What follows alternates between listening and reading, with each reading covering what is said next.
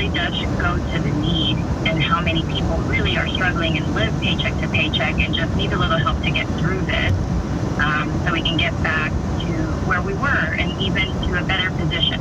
There have been other periods in our history when the need has certainly increased due to difficult economic conditions, but this period that we've been in more recently with the pandemic and then the fallout from that, and now inflation issues, the supply chains continuing to be disrupted, this is pretty unprecedented when it comes to the need that we're seeing across the country and the work that you're having to do in Feeding America and with these food banks across the country.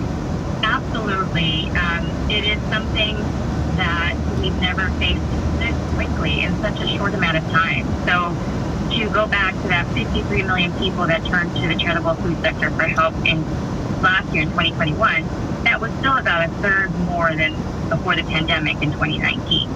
The previous year in 2020, through that same study that Feeding America does, we saw about 60 million people. So 1 in 5 were turning to the food sector for help.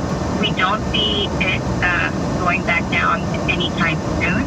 Like I mentioned, with the food prices and everything that is going on right now in this country, food banks are still telling us that they're seeing an increase in demand. Our latest survey from the network tells us that about 65%, or the majority of our food banks, are reporting that they are seeing more people turning to them for help. This was during the summer when the survey was conducted. And to give you kind of some reference, so the last major economic downturn, the Great Recession, it took about 10 years for food insecurity rates to go back down to pre-recession levels. The recovery for this will be slow, especially for families that are most impacted, more deeply impacted, and for families that were struggling before that are struggling even more now. I'm Ryan Gorman, joined by Zuani Valeriel, Senior Director of Communications for Feeding America. You can learn more about the vital work they're doing at feedingamerica.org.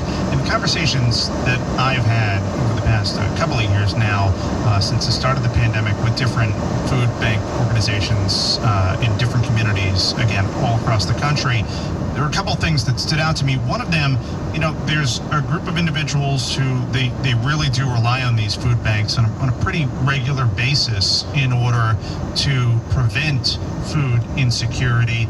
But then what we saw following the pandemic, and it seems to still be the case now with inflation as high as it is, with prices as high as they are, you have a lot of people turning to food banks for the very first time. Some people who had donated and helped these organizations in the past now coming and needing help themselves.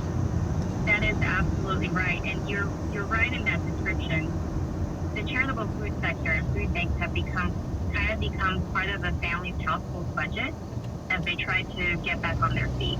So if we think about a family that was struggling during the pandemic, maybe because of a job loss, maybe they used up all their savings just to continue to make it while they found other work.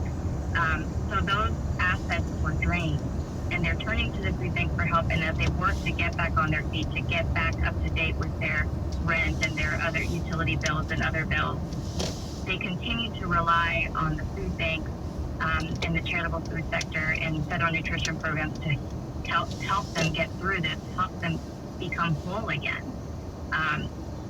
Many volunteers and donors that used to support